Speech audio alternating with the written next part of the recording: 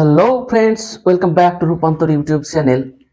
আজকে পর্যায় সারণী চ্যাপ্টারের একটা গুরুত্বপূর্ণ বিষয় নিয়ে আলোচনা করতে চলেছি। সেটা হলো আধুনিক দীর্ঘ পর্যায় সারণী। এর আগের লেকচারে আমরা কিন্তু আধুনিক পর্যায় সূত্র, আধুনিক পর্যায় সারণী নিয়ে আলোচনা করেছি, আর আজকে আলোচনা করব আধুনিক দীর্ঘ পর্যায় সারণী। তো চলো শুরু করে দিই। আধুনিক দীর্ঘ পর্যায় সারণী,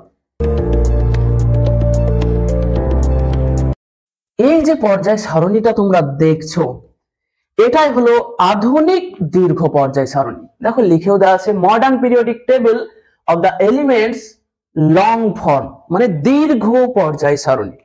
এবং এইখান থেকে বা পর্যায় সারণী চ্যাপ্টার থেকে তোমাদের যে কোনো কোশ্চেন আসবে, আমি গ্যারান্টি দিয়ে বলছি কোনো কোশ্চেন ছুটবে না।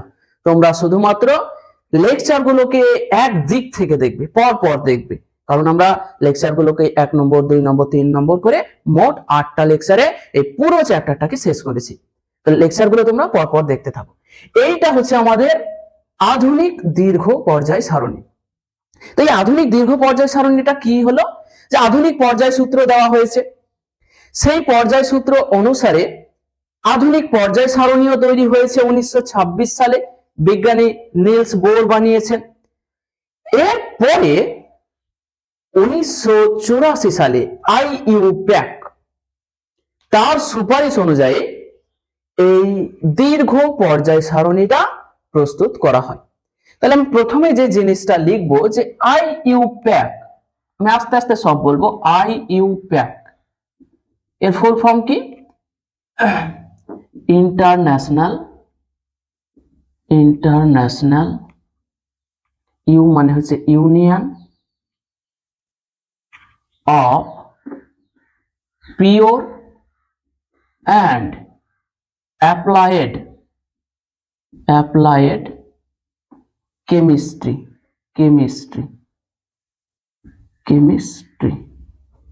এইটা হলো IUPAC এর ফুল ফর্ম। এইটা international union of pure and applied chemistry.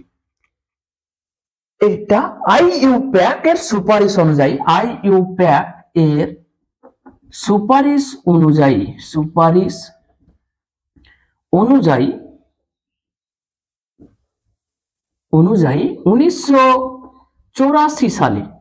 1984 সালে আধুনিক দীর্ঘ পর্যায় সারণীটি প্রস্তুত করা হয়। আধুনিক দীর্ঘ পর্যায় সারণীটি প্রস্তুত করা হয়।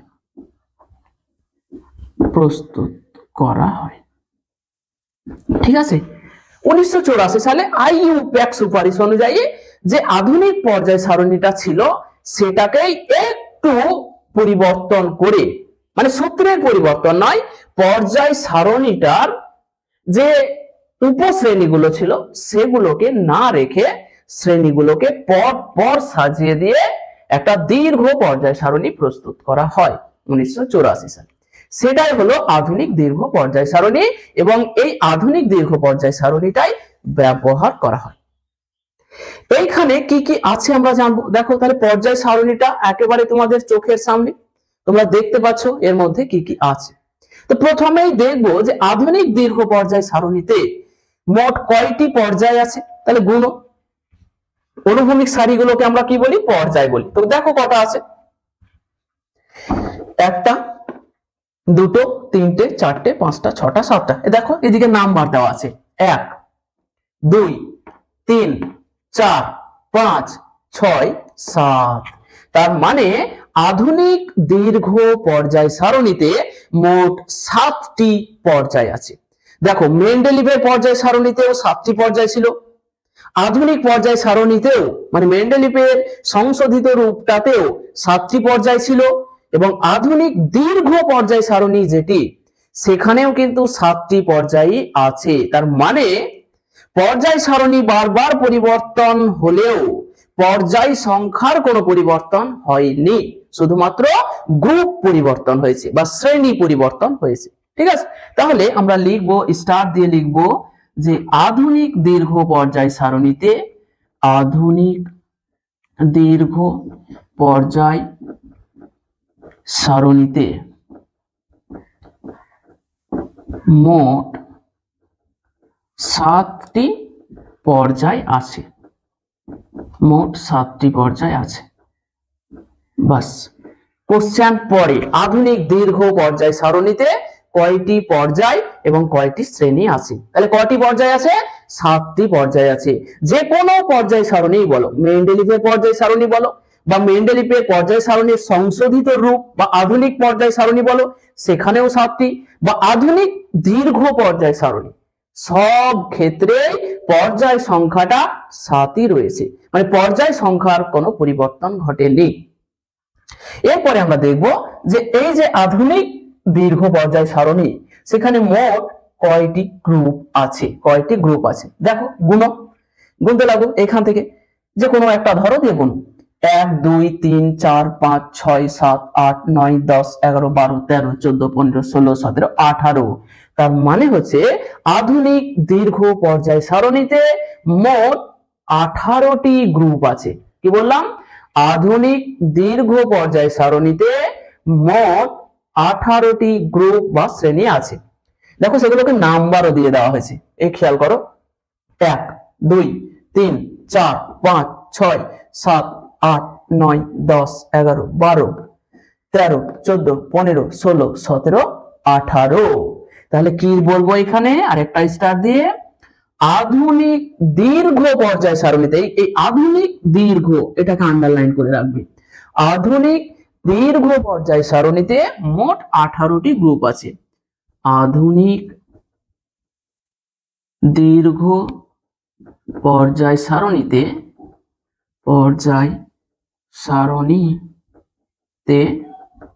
মোট 18টি গ্রুপ বা শ্রেণী আছে, শ্রেণী বা গ্রুপ আছে।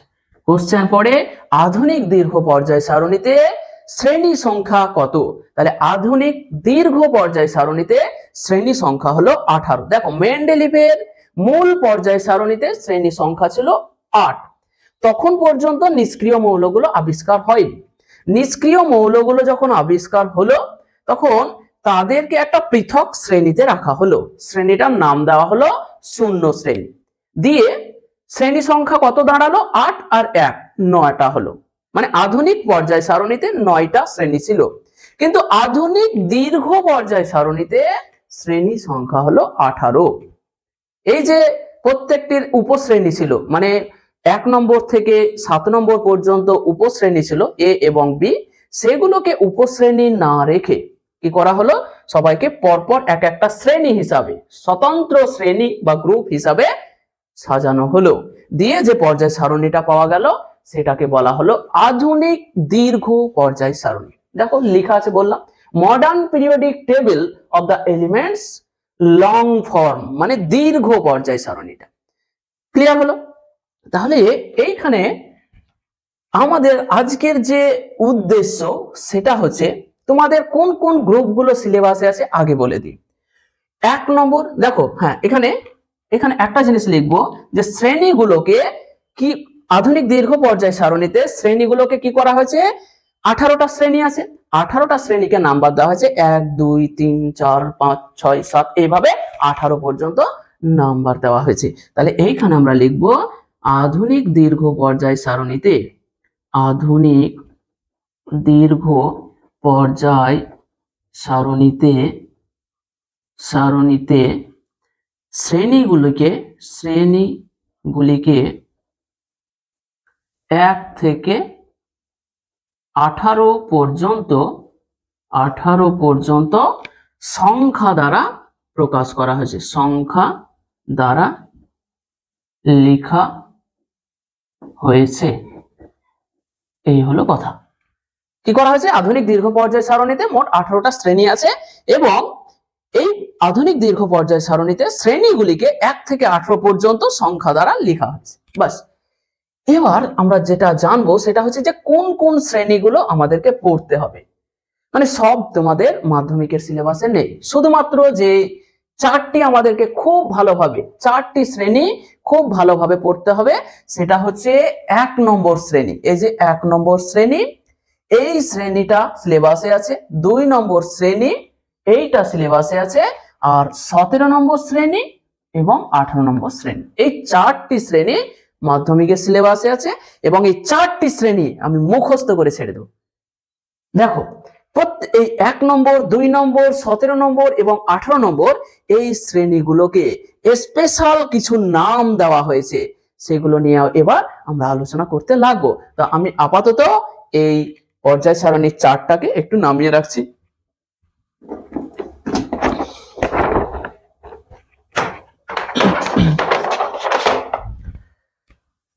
দেখো তাহলে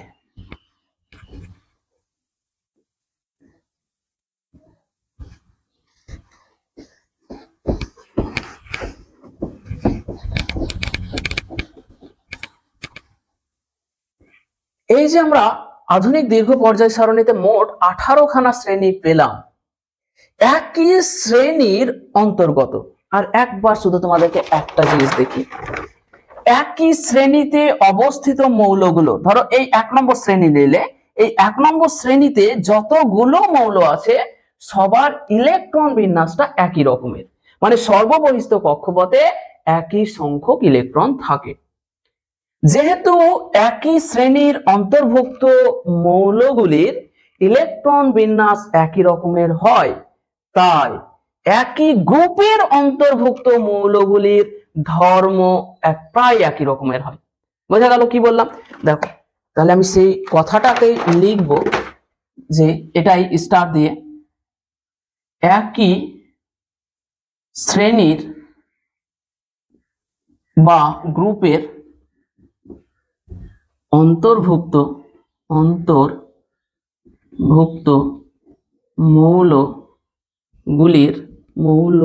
মৌলগুলির ইলেকট্রন বিন্যাস একই রকমের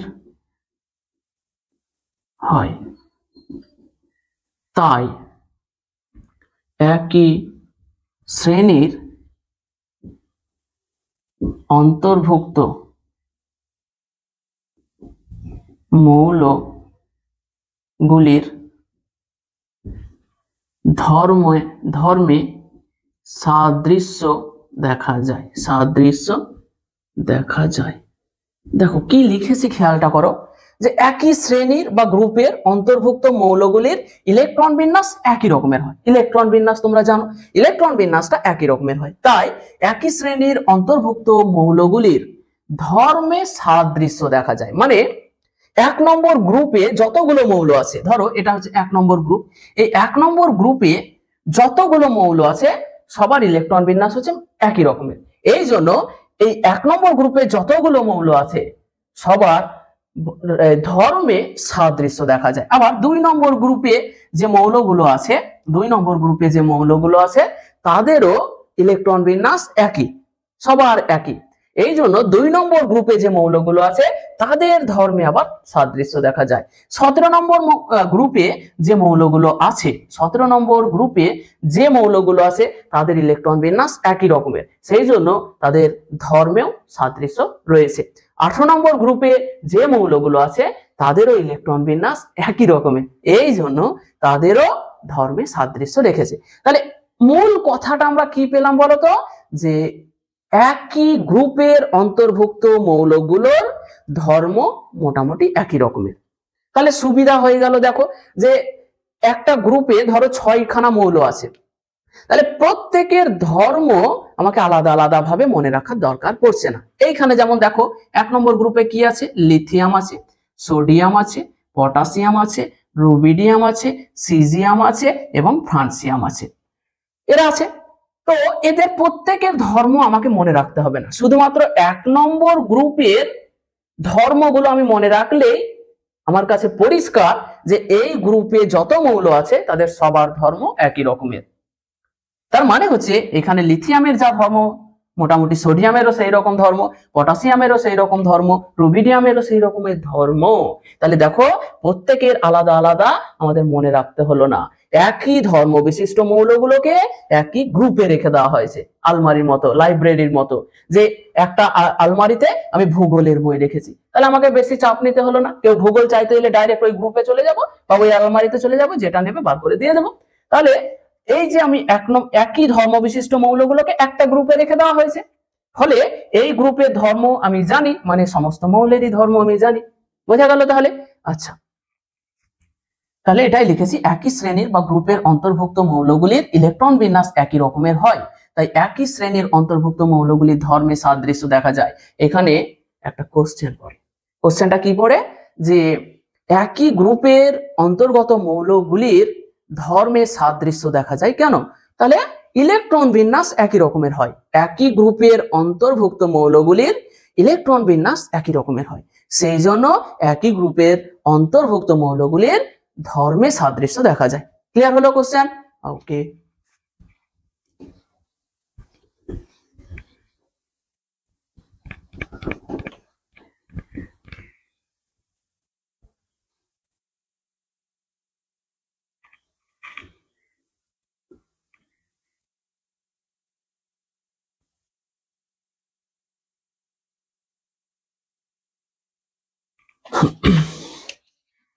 এবার আমি এক একটা গ্রুপ নেব এবং গ্রুপগুলোকে ধরে ধরে পড়াবো। তাহলে কটা গ্রুপ আছে আমাদের সিলেবাসে? 1 নম্বর গ্রুপ, 2 নম্বর গ্রুপ, 17 নম্বর গ্রুপ, 18 নম্বর গ্রুপ। ক্লিয়ার? তাহলে 4টা গ্রুপকে ধরে ধরে একেবারে সুন্দরভাবে জানবো কোন গ্রুপে কি কি হয়, কোন গ্রুপের ধর্ম কি রকমের। ঠিক আছে? তো প্রথমেই আমরা যে জিনিসটা আলোচনা করব সেটা হচ্ছে ক্ষার ধাতু। ক্ষার ধাতু হেডিং করো, খুব ইম্পর্টেন্ট। ক্ষার ধাতু, এই যে পর্যায় সারণীটা, পর্যায় সারণী তোমাদের সামনে, এই পর্যায় সারণীর 1 নম্বর গ্রুপের মৌলগুলোকে বলা হয় ক্ষার ধাতু। কোশ্চেন পড়ে কোন গ্রুপের মৌলগুলোকে ক্ষার ধাতু বলা হয়? তাহলে পর্যায় সারণীর 1 নম্বর গ্রুপের মৌলগুলোকে বলা হয় ক্ষার ধাতু। বোঝা গেল? তাহলে আমি 1 নম্বর গ্রুপ নিয়ে আলোচনা করব, তারপরে 2 নম্বর, তারপরে 17, তারপরে 18। ঠিক আছে? তাহলে ক্ষার ধাতু কি লিখবো? যে পর্যায় সারণীর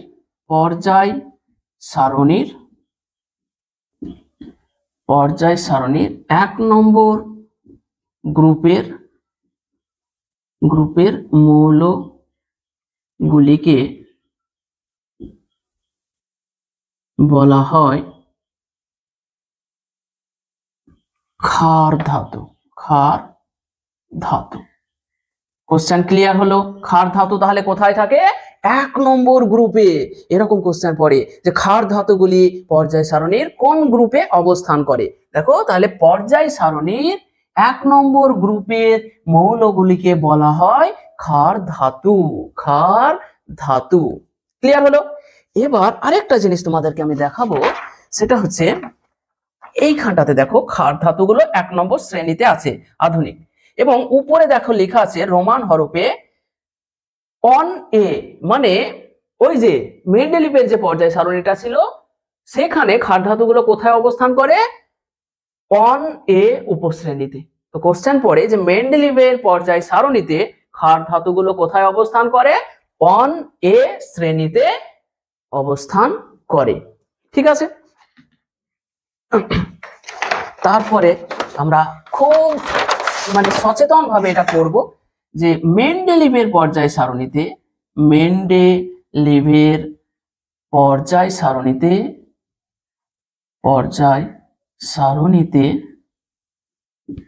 ক্ষার ধাতুগুলি 1A গ্রুপে অবস্থান করে। ভালো করে খেয়াল করো, এখানে কোশ্চেন আধুনিক দীর্ঘ পর্যায় সারণীতে ক্ষার ধাতুগুলো কোথায় অবস্থান করে? 1 নম্বর গ্রুপে। আর মেন্ডেলিভের পর্যায় সারণীতে কোথায় অবস্থান করে? 1A গ্রুপে।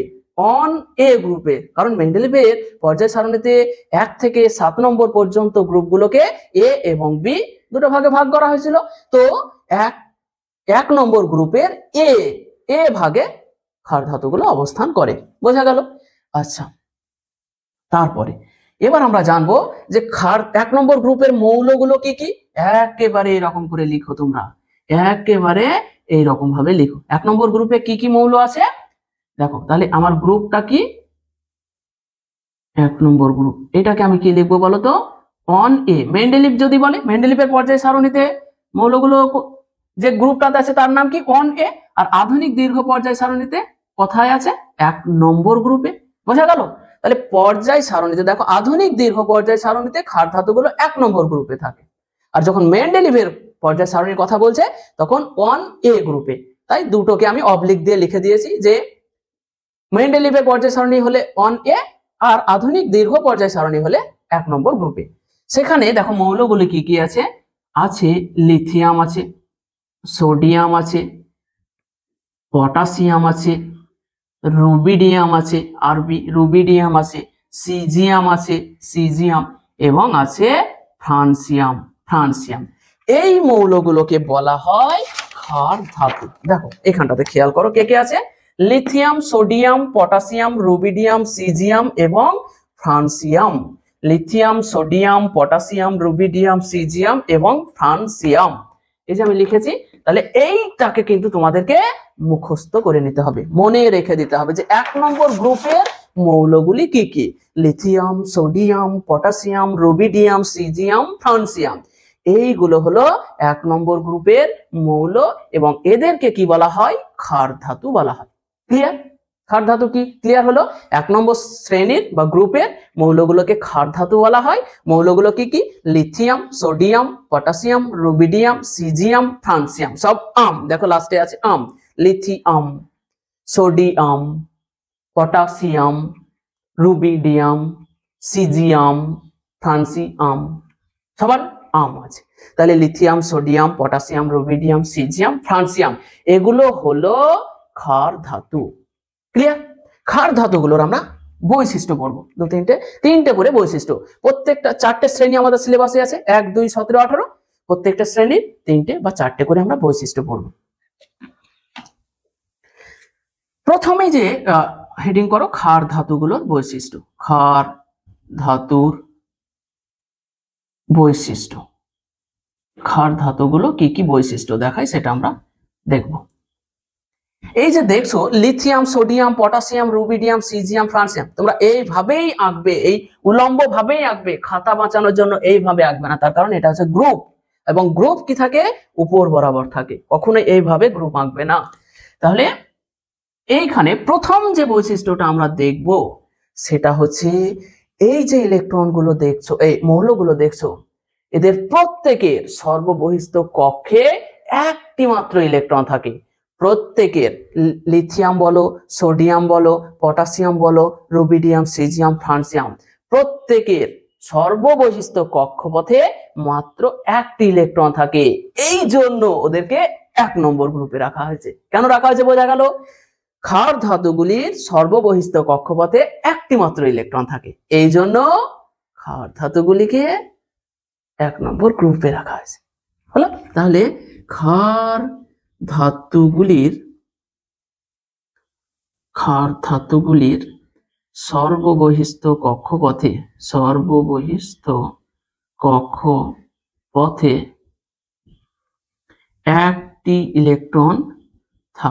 একটি ইলেকট্রন থাকে, তাই ক্ষার ধাতুগুলিকে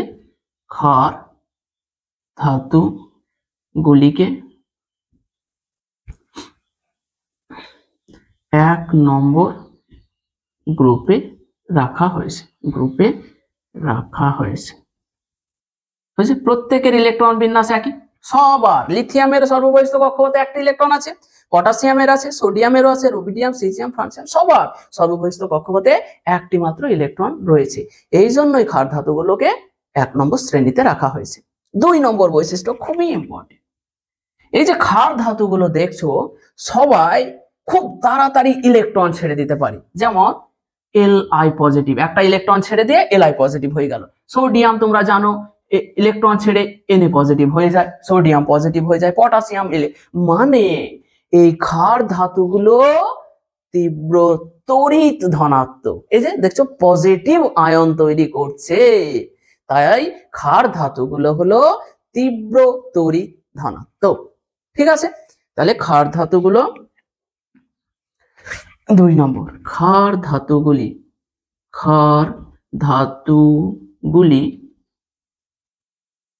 তীব্র তড়িৎ ধনাত্মক, তীব্র তড়িৎ ধনাত্মক। কি বললাম? ক্ষার ধাতুগুলি তীব্র তড়িৎ ধনাত্মক। দুটো বৈশিষ্ট্য, প্রথমে ক্ষার ধাতুগুলোর সর্ববহিস্থ কক্ষপথে একটি ইলেকট্রন থাকে, তাই ক্ষার ধাতুগুলিকে 1 নম্বর গ্রুপে রাখা আছে। ক্ষার ধাতুগুলি তীব্র তড়িৎ ধনাত্মক।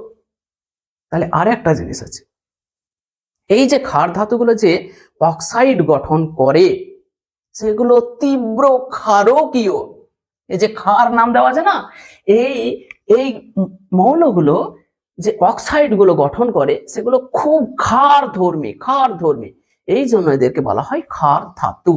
যেহেতু ইলেকট্রন ছাড়তে পারে তাই ধাতু, আর অক্সাইড যেগুলো গঠন করে সেগুলো খুব ক্ষারকীয় ধর্ম বিশিষ্ট, এই জন্য এদেরকে একসাথে বলা হয়েছে ক্ষার ধাতু।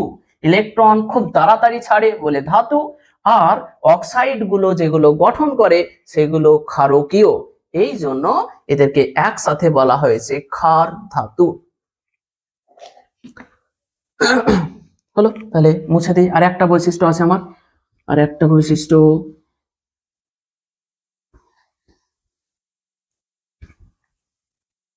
তিন নম্বর, যে ক্ষার ধাতুগুলোর প্রত্যেকের যোজ্যতা হচ্ছে 1 এবং এদের অক্সাইড গুলো তীব্র ক্ষারকীয়। তাহলে ক্ষার ধাতুগুলির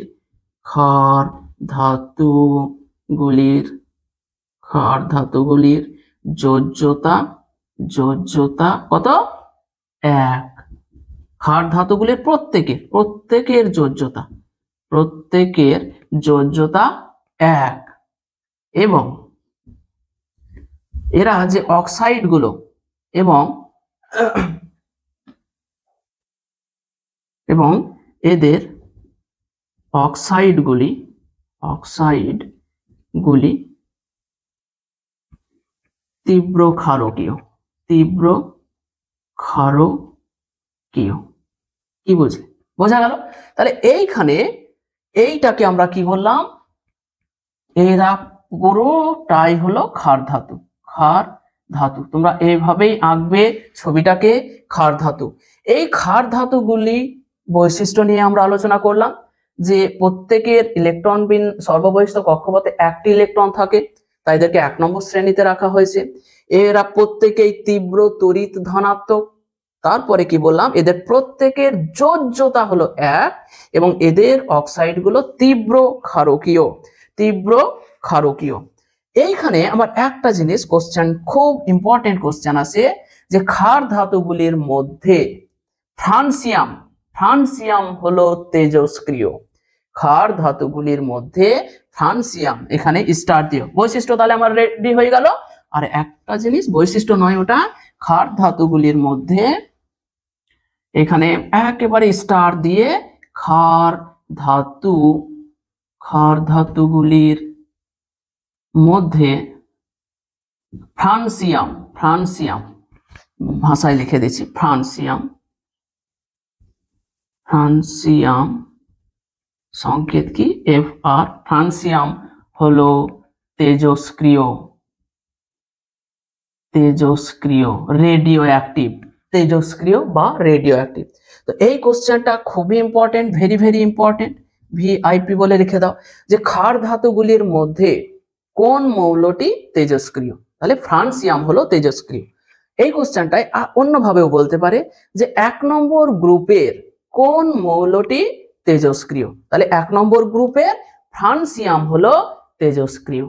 হলো, এই যে তোমাদের 1 নম্বর গ্রুপটা আমরা দিলাম, সেটাকে কিন্তু মনে রাখতেই হবে মৌলগুলোকে পরপর। Lithium, sodium, potassium, rubidium, caesium, francium, এইটা কিন্তু পরপর মুখস্থ করতে হবে। বলো আমার সাথে বলো, lithium, sodium, potassium, rubidium, caesium, francium. ঠিক আছে, দিয়ে যদি না মনে রাখতে পারো তাহলে এরপরে যে লেকচার গুলো আমরা করব সেটা কিন্তু যে কোশ্চেন গুলো আছে সেগুলো কিন্তু করা কঠিন হয়ে যায়। তাই এই গ্রুপটা মনে রাখতেই হবে, তিনটে গ্রুপ আমাদের মনে রাখতেই হবে, এই যে lithium, sodium, potassium, rubidium, caesium এবং ফ্রান্সিয়াম।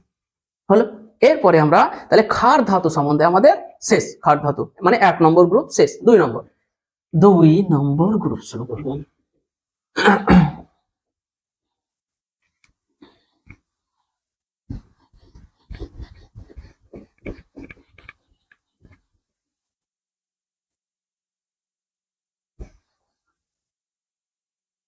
এই 2 নম্বর গ্রুপ গুলো দেখছো, এই যে 2 নম্বর গ্রুপ, দেখো 2 নম্বর গ্রুপ, 2 নম্বর গ্রুপ এই মৌলগুলোকে মানে barium, magnesium, beryllium, magnesium, calcium, strontium, barium এবং রেডিয়াম এই মৌলগুলোকে একসাথে বলা হয় ক্ষারীয় মৃত্তিকা ধাতু।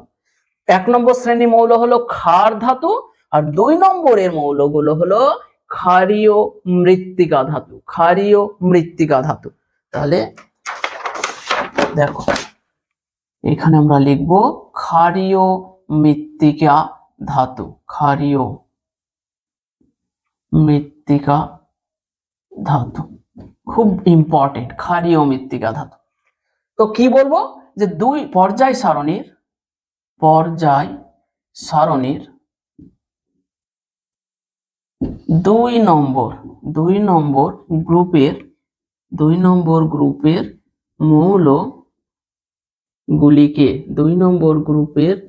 মৌলগুলিকে ক্ষারীয় মৃত্তিকা ধাতু বলা হয়। ক্ষারীয় মৃত্তিকা ধাতু বলা হয়। হলো, পর্যায় সারণীর 2 নম্বর গ্রুপের মৌলগুলিকে ক্ষারীয় মৃত্তিকা ধাতু বলা হয়। আরেকটা জিনিস দেখো তোমাদেরকে দেখাচ্ছি, এই যে 2 নম্বর গ্রুপটা সেখানে খেয়াল করো, দেখো উপরে লেখা আছে 2A, মানে ক্ষারীয় মৃত্তিকা ধাতুগুলি মেন্ডেলিভের পর্যায় সারণীতে 2A গ্রুপে অবস্থান করত। ঠিক আছে, তাহলে ওটাও আমি লিখে দিচ্ছি, স্টার দিয়ে লিখছি ওটাকে আমি। মেন্ডেলিভের পর্যায় সারণীতে ক্ষারীয় মৃত্তিকা ধাতুগুলি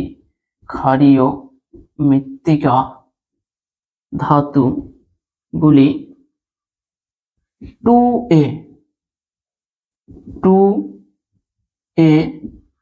গ্রুপে অবস্থান করে।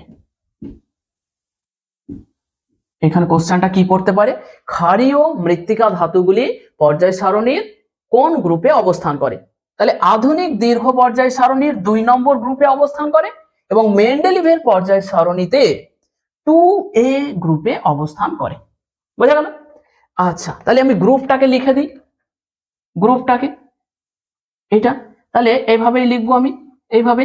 তাহলে মেন্ডেলিভের পর্যায় সারণী হলে এরা কোথায় অবস্থান করছে? 2A। আর আধুনিক দীর্ঘ পর্যায় সারণী হলে কোথায় অবস্থান করছে? 2।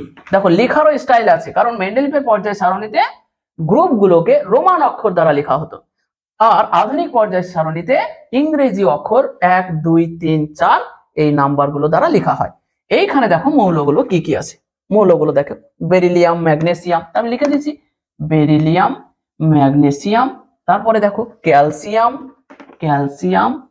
তারপরে দেখো স্ট্রনসিয়াম, স্ট্রনসিয়াম, তারপরে হচ্ছে বেরিয়াম, তারপরে হচ্ছে দেখো রেডিয়াম। এই মৌলগুলোকে বলা হয় ক্ষারীয় মৃত্তিকা ধাতু। ক্ষারীয় মৃত্তিকা ধাতু, এটাকে তাহলে পুরোটাকে কি বলা হচ্ছে? ক্ষারীয় মৃত্তিকা ধাতু। ক্ষারীয়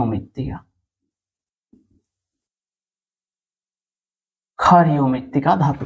তাহলে এটাও তোমরা কমপক্ষে এই 3টে মনে রাখার চেষ্টা করবে, বেরিলিয়াম, ম্যাগনেসিয়াম, ক্যালসিয়াম, আর একটা নাম স্ট্রনসিয়াম পর্যন্ত অবশ্যই মনে রাখতে হবে। আগের 1 নম্বর গ্রুপটা 6টাই আমি বললাম, লিথিয়াম থেকে শুরু করে lithium, sodium, potassium, rubidium, caesium, francium. এইখানে কিন্তু এই 4টে বেরিলিয়াম, ম্যাগনেসিয়াম, ক্যালসিয়াম, স্ট্রনসিয়াম, এই 4টে মনে রাখো, চেষ্টা করো, অবশ্যই মনে থেকে যাবে। বারবার বলো আমার সাথে, বেরিলিয়াম, ম্যাগনেসিয়াম, ক্যালসিয়াম, স্ট্রনসিয়াম। একবার বললে হবে না, কয়েকবার বল।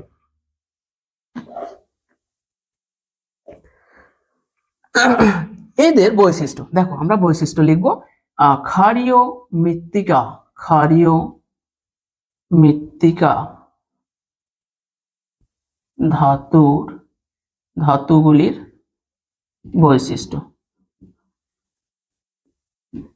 ক্ষারীয়, প্রথমে যে জিনিসটা দেখো, ওই আগের ক্ষার ধাতু যেভাবে বৈশিষ্ট্য লিখেছি, যে এদের সর্ববহিস্থ কক্ষপথে একটি ইলেকট্রন বলেছি, এইখানে কি বলবো, যে এদের সর্ববহিস্থ কক্ষপথে 2টি ইলেকট্রন থাকে, এই জন্য এদেরকে 2 নম্বর গ্রুপে রাখা হয়েছে। বোঝা গেল? তাহলে সর্ববহিস্থ কক্ষপথে ইলেকট্রন কটা আছে তার উপর ভিত্তি করে মৌলগুলোকে গ্রুপে অবস্থান দেওয়া হয়েছে। তাহলে 1 নম্বর, ক্ষারীয় মৃত্তিকা ধাতুগুলির, ক্ষারীয় মৃত্তিকা ধাতুগুলির সর্ববহিস্থ কক্ষপথে 2টি ইলেকট্রন থাকে, 2টি ইলেকট্রন থাকে, তাই এরা পর্যায় সারণীর 2 নম্বর গ্রুপে অবস্থান করে, 2 নম্বর গ্রুপে অবস্থান করে। ক্ষারীয় মৃত্তিকা ধাতুগুলির সর্ববহিস্থ কক্ষপথে 2টি ইলেকট্রন থাকে, তাই এরা পর্যায় সারণীর 2 নম্বর গ্রুপে অবস্থান করে। 2 নম্বর বৈশিষ্ট্যটা দেখো।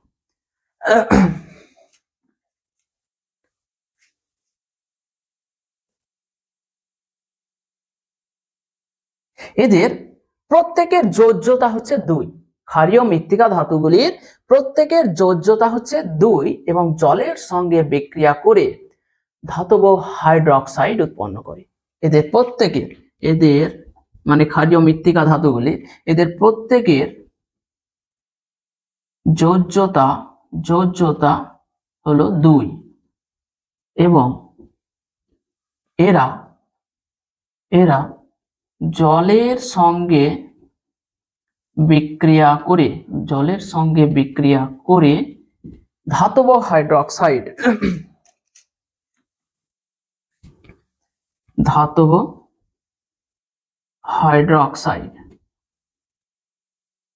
হাইড্রোক্সাইড উৎপন্ন করে। কি বললাম? এদের প্রত্যেকের যোজ্যতা হলো 2 এবং এরা জলের সঙ্গে বিক্রিয়া করে ধাতব হাইড্রোক্সাইড উৎপন্ন করে। 2 নম্বর বৈশিষ্ট্য গেল। 3 নম্বর বৈশিষ্ট্য খুবই গুরুত্বপূর্ণ। এদেরকে কেন ক্ষারীয় মৃত্তিকা ধাতু বলা হলো? এরা ভূপৃষ্ঠে বা ভূত্বকে অক্সাইড রূপে অবস্থান করে, মানে মাটিতে অক্সাইড রূপে অবস্থান করে, ওই জন্য কি মৃত্তিকা। আর এরা ক্ষারধর্মী, এই জন্য হয়ে গেল ক্ষারীয় মৃত্তিকা ধাতু। ক্ষারীয় মৃত্তিকা ধাতু। 3 নম্বর বৈশিষ্ট্য, আমি এখানটা মুছছি।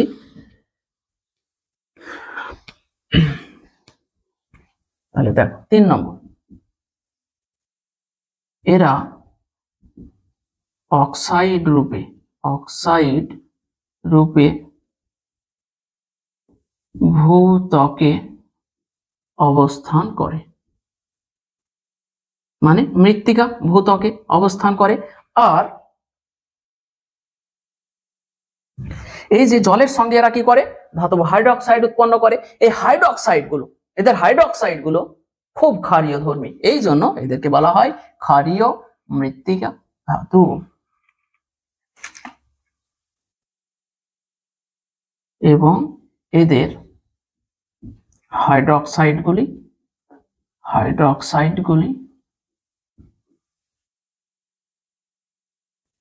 ক্ষারীয় ধর্ম বিশিষ্ট। তাই এদেরকে ক্ষারীয় মৃত্তিকা ধাতু বলা হয়, মৃত্তিকা ধাতু বলা হয়। তাহলে এই গেল আমাদের 2 নম্বর গ্রুপ। তাহলে 2 নম্বর গ্রুপে কোন মৌলগুলো থাকে? ক্ষারীয় মৃত্তিকা ধাতুগুলো থাকে। কোন কোন মৌল? Beryllium, magnesium, calcium, strontium, barium এবং রেডিয়াম। এদেরকে ক্ষারীয় মৃত্তিকা ধাতু বলা হয়। বৈশিষ্ট্য কি? এদের সর্ববহিস্থ কক্ষপথে 2টি ইলেকট্রন থাকে, তাই এরা 2 নম্বর গ্রুপে অবস্থান করে। প্রত্যেকের যোজ্যতা 2 এবং জলের সঙ্গে বিক্রিয়ায় হাইড্রক্সাইড গঠন করে, ধাতব হাইড্রক্সাইড গঠন করে। তারপরে কি বললাম? এরা অক্সাইড রূপে ভূত্বকে অবস্থান করে, ভূত্বকে অবস্থান করে, তাই মৃত্তিকা। এবং এদের হাইড্রক্সাইড গুলো ক্ষারকীয় ধর্ম বিশিষ্ট, এই জন্য এদেরকে বলা হয় ক্ষারীয় মৃত্তিকা ধাতু। তাহলে এই গেল আমাদের 2 নম্বর গ্রুপও হয়ে গেল। এরপরে আমরা যে গ্রুপটা শুরু করব সেটা হচ্ছে 17 নম্বর গ্রুপ। 17 নম্বর গ্রুপ মুছে দিচ্ছি।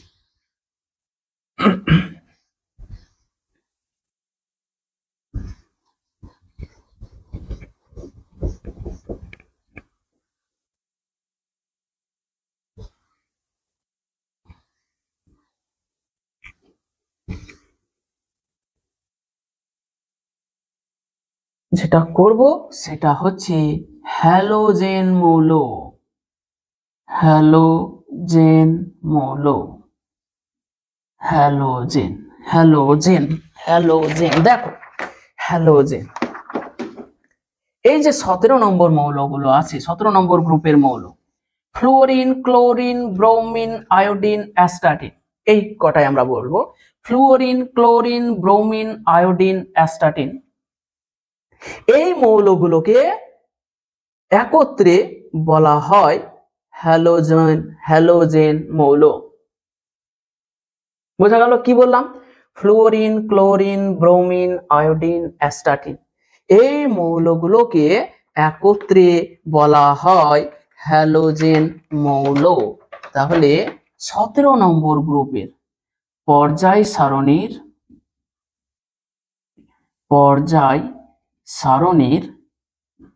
17 নম্বর গ্রুপের মৌলগুলিকে বলা হয় হ্যালোজেন, হ্যালোজেন মৌল। হ্যালোজেন খুব ইম্পর্টেন্ট, হ্যালোজেন মৌলগুলোর ধর্ম খুবই ইম্পর্টেন্ট। হ্যালোজেন মৌলগুলো কি কি দেখো, তাহলে আমি এখানে কি লিখবো? শ্রেণীটা তৈরি করব। শ্রেণী, দেখো শ্রেণী, তাহলে এটাকে আমি 17 নম্বর নাম দিলাম আপাতত। 17 নম্বর, তাহলে কত নম্বর গ্রুপে হ্যালোজেন গুলো অবস্থান করে? দীর্ঘ পর্যায় সারণীর 17 নম্বর গ্রুপে হ্যালোজেন গুলো অবস্থান করে। 17 নম্বর শ্রেণীতে বা 17 নম্বর গ্রুপে হ্যালোজেন গুলো অবস্থান করে। কি কি? ফ্লুওরিন, ক্লোরিন, ব্রোমিন, আয়োডিন এবং অ্যাস্টাটিন, এই মৌলগুলোকে একত্রে বলা হচ্ছে কি? বলা হচ্ছে হ্যালোজেন, হ্যালোজেন, হ্যালোজেন। ঠিক আছে, এদের মধ্যে এর কিছু বৈশিষ্ট্য আছে, এর কিছু বৈশিষ্ট্য আছে, এর কিছু বৈশিষ্ট্য আছে। দেখো আমি এইরকম ভাবে লিখছি, এই দুজন এরা হলো গ্যাসীয়, এরা দুজনে হচ্ছে গ্যাসীয়। তোমরা এইভাবেই আঁকবে গ্রুপটাকে। ফ্লোরিন এবং ক্লোরিন হলো গ্যাসীয়, ব্রোমিন হচ্ছে কঠিন, কঠিন তরল, কঠিন বলছি, পরের গুলো কঠিন, তরল। ব্রোমিন কি? তরল। আর এরা হচ্ছে দুজনে কঠিন, কঠিন। তাহলে এখানে একটা কোশ্চেন পড়ে যে কোন গ্রুপে একই সাথে গ্যাস, তরল, কঠিন অবস্থান করে? তাহলে 17 নম্বর গ্রুপে একই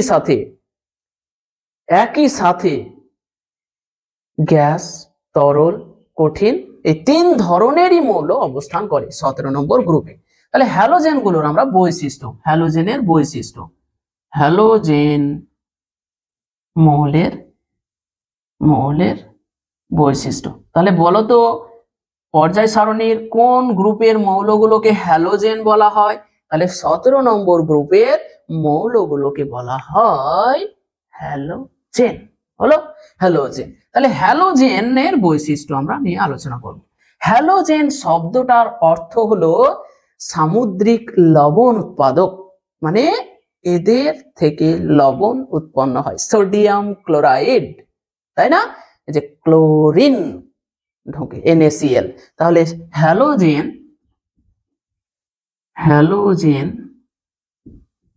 শব্দের অর্থ হলো সামুদ্রিক লবণ উৎপাদক। বোঝা গেল? হ্যালোজেন শব্দের অর্থ হলো সামুদ্রিক লবণ উৎপাদক। হ্যালোজেনগুলো তোমরা সব সময় খেয়াল করবে, দেখবে যে ক্লোরিন সব সময় কি করে বলো তো? Cl নেগেটিভ আয়ন উৎপন্ন করে। তার মানে হ্যালোজেনগুলো তীব্র তড়িৎ ঋণাত্মক মৌল, মানে নেগেটিভ আয়ন উৎপন্ন করে, নেগেটিভ চার্জ, তাই না? সেই জন্য হ্যালোজেনগুলো হলো তীব্র তড়িৎ ঋণাত্মক মৌল। তারপরে আগে বলে দিই যে হ্যালোজেনগুলো সর্ববহিস্থ কক্ষপথে কটা ইলেকট্রন থাকে দেখাবো আমরা। হ্যালোজেন মৌলগুলির সর্ববহিস্থ কক্ষে 7টি ইলেকট্রন থাকে। 7টি ইলেকট্রন থাকে। হ্যালোজেন মৌলগুলির সর্ববহিস্থ কক্ষপথে 7টি ইলেকট্রন থাকে। 3 নম্বর বৈশিষ্ট্য, এরা কি করে? এরা তীব্র তড়িৎ ঋণাত্মক। বললাম হ্যালোজেন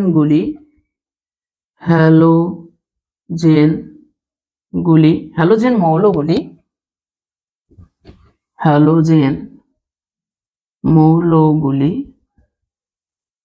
তীব্র তড়িৎ ঋণাত্মক।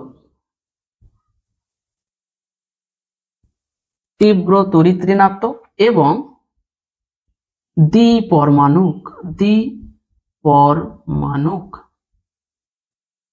দ্বিপরমাণুক। মানে এদের একটি অণুতে দুটো করে পরমাণু থাকে সবসময়, যেমন Cl2 I2 আয়োডিন, Cl2, ঠিক আছে?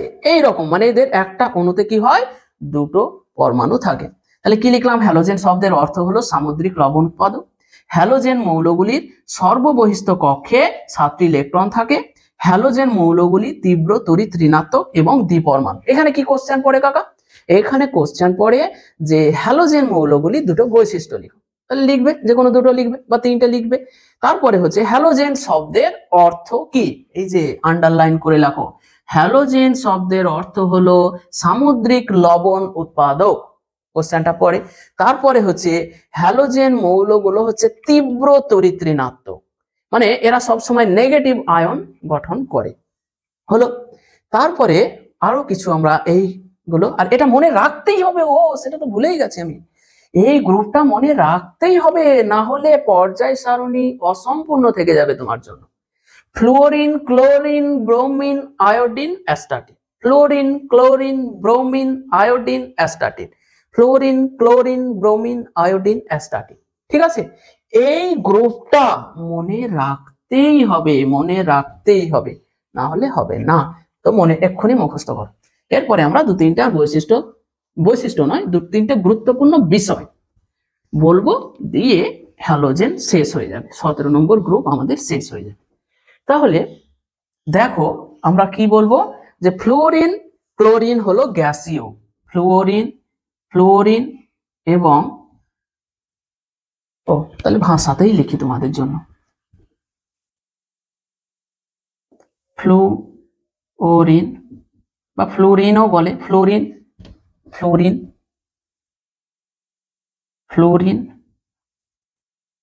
F এবং ক্লোরিন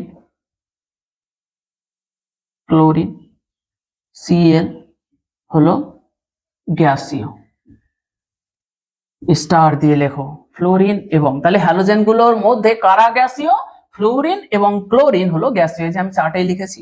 2 নম্বর হচ্ছে যে ব্রোমিন হলো তরল, ব্রোমিন, ব্রোমিন, ব্রোমিন Br হলো তরল, তরল। এটাও কোশ্চেন পড়ে, হ্যালোজেন গুলির মধ্যে কোনটি তরল। তারপরে হচ্ছে আয়োডিন এবং অ্যাস্টাটিন, আয়োডিন এবং অ্যাস্টাটিন হচ্ছে কঠিন, আয়োডিন, আয়োডিন এবং অ্যাস্টাটিন, অ্যাস্টাটিন মানে এটি আয়োডিন এবং অ্যাস্টাটিন হলো কঠিন। তাহলে এখানে কোশ্চেন পড়তে পারে যে হ্যালোজেনগুলির মধ্যে কোন কোন মৌলগুলি কঠিন? Iodine, astatine. এই যে অ্যাস্টাটিন দেখছো, এই অ্যাস্টাটিনটা হলো তেজস্ক্রিয়, তাহলে হ্যালোজেনগুলির মধ্যে অ্যাস্টাটিন হলো তেজস্ক্রিয়। তাহলে এইখানে আমরা আরেকটা বলে দিতে পারি যে একমাত্র 17 নম্বর গ্রুপেই গ্যাস, তরল এবং কঠিন সব ধরনের মৌল অবস্থিত। এখানে লিখতে পারি একমাত্র 17 নম্বর গ্রুপেই গ্যাস, তরল এবং কঠিন সব ধরনের মৌল অবস্থিত, মৌল অবস্থিত হলো। তারপরে আরেকটা স্টার, যে হ্যালোজেনগুলির মধ্যে অ্যাস্টাটিন, হ্যালোজেনগুলির মধ্যে অ্যাস্টাটিন হলো তেজস্ক্রিয়, হ্যালোজেন মৌলগুলির মধ্যে অ্যাস্টাটিন, অ্যাস্টাটিন হলো তেজস্ক্রিয়। তাহলে কোশ্চেন পড়ে যে কোন হ্যালোজেন মৌলটি তেজস্ক্রিয়, তাহলে কোনটা? অ্যাস্টাটিন। আবার কোশ্চেন পড়ে যে 17 নম্বর গ্রুপের কোন মৌলটি তেজস্ক্রিয়, তাহলে অ্যান্সার হচ্ছে অ্যাস্টাটিন। তো আরেকটা জিনিস, এই যে তোমরা দেখছো ফ্লোরিন, ফ্লোরিনটাকে বলা হয় সুপার হ্যালোজেন, ফ্লোরিনকে আরেকটা স্টার তাহলে আমি দিয়ে দিচ্ছি, এখানে আরেকটা স্টার দিয়ে দিচ্ছি, ফ্লোরিনকে বলা হয় সুপার হ্যালোজেন, ফ্লোরিন, ফ্লোরিন কে বলা হয় সুপার হ্যালোজেন। এটাও কোশ্চেন পড়ে, সুপার হ্যালোজেন কাকে বলে? তাহলে ফ্লোরিনকে বলা হয় সুপার হ্যালোজেন, সুপার হ্যালোজেন। এই ফ্লোরিন যেটা দেখছো, এই ফ্লোরিনকে বলা হয় সুপার হ্যালোজেন, তার কারণ এর ইলেকট্রোনেগেটিভিটি বা তড়িৎ ঋণাত্মকতা সবচাইতে বেশি, তাহলে ফ্লোরিনকে বলা হয় সুপার হ্যালোজেন। ক্লিয়ার হলো? তো এই আমাদের হ্যালোজেন সম্বন্ধে যা যা বলা উচিত ছিল তোমাদের জন্য সমস্ত কিছু কম্প্যাক্ট আকারে সাজিয়ে দিয়েছি। তোমরা লেকচারটা দেখে নোটটাতে একবার চোখ বোলাও। এর পরের লেকচারে আমরা আসছি 18 নম্বর গ্রুপ নিয়ে, যেটাকে বলা হয় নিষ্ক্রিয় মৌল বা নোবেল গ্যাস।